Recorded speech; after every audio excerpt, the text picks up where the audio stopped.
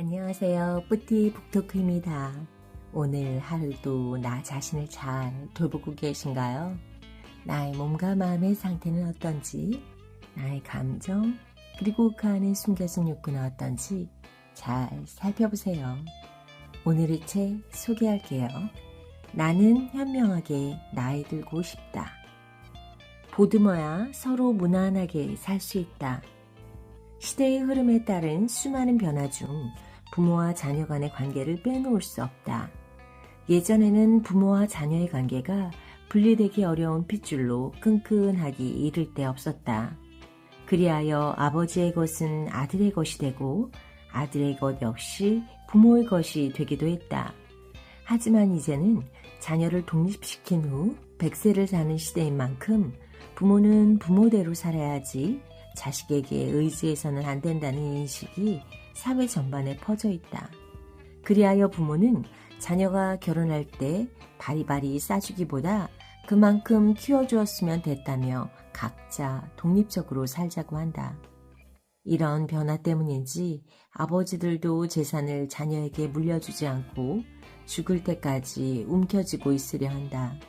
그래서 아버지가 재산을 나눠주지 않는다고 안다라는 젊은이들도 덜어 생겨난다.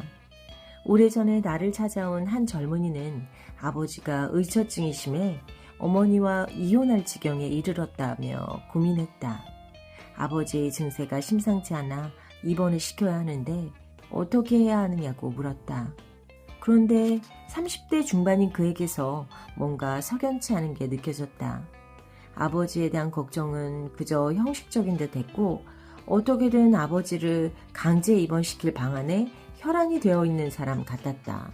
이상하다는 생각이 들어 이리저리 탐색해보니 제삿밥에 눈이 멀듯 그는 아버지의 재산에서 자기가 차지할 지분에 열중하고 있었다. 싸늘해진 나는 그에게 편지쯤을 앓는 아버지에게는 더더욱 가족의 헌신적인 보살핌이 필요하다고 말했다.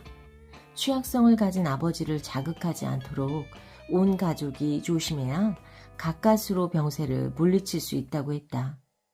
그렇지만 그는 나의 말을 귀담아 들으려 하지 않고 아버지를 금치산자로 몰아가는데 상담자인 내가 동조하기를 바랬다. 내가 그의 목적에 어긋나는 말을 하자 그는 떨떠름한 표정을 지으며 의처증이나 의부증은 고칠 수 없는 것이 아니냐며 반문했다. 사실 그의 말이 아주 틀린 것도 아니어서 잠시 침묵했다.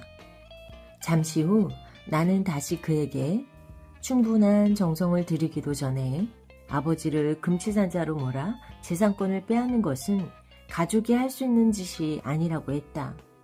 더구나 피를 나는 아버지에게 자식이 그럴 수는 없다며 자식으로서 할 짓이 못 된다고 말했다. 개개인의 권리가 강조되면서 가족 간의 애정은 그만큼 위태로워지는 듯하다. 그 누구도 희생을 강요해서는 안 되는 시대를 살아가면서 가족이라는 이름으로 헌신하길 바란다는 것은 좀처럼 수용하기 어렵다.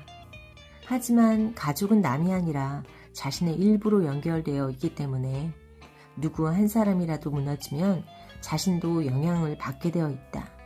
즉 연동관계에 놓여있는 대상이므로 어떻게든 보듬어야 서로 무난하게 살아갈 수 있다.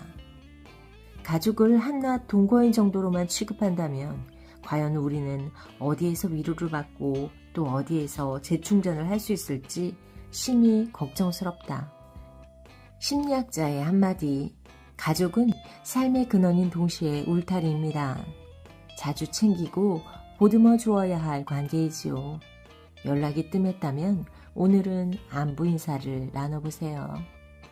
여러분은 어떤 생각이 드세요? 자주 챙기고 보듬어 주어야 할 관계다. 부모님께 자주 연락드리지 않는 제 모습이 떠올랐어요. 부끄럽기도 하고 반성되기도 하고 잘해야지 라는 결심도 생겼고요. 여러분은 얼마나 자주 부모님께 연락을 하시는지 생각해 보세요. 연락이 뜸했다면 오늘은 한 번쯤 꼭 안부 인사를 나눠보시기 바랍니다. 그리고 또 내 자녀와의 관계에서도 마찬가지라는 생각이 들어요. 가족들은 옳고 그름을 따지는 것이 아니라 친절해야 할 대상이지요. 서로 보듬어주고 힘을 주는 그런 관계여야 한다는 걸 다시 명심해 봅니다. 나 자신에게, 자녀에게, 부모님에게 보다듬는 따뜻한 말을 꼭 해주시기 바랍니다. 오늘 하루도 충만하게 보내시고요. 다음 시간에 또 만나요.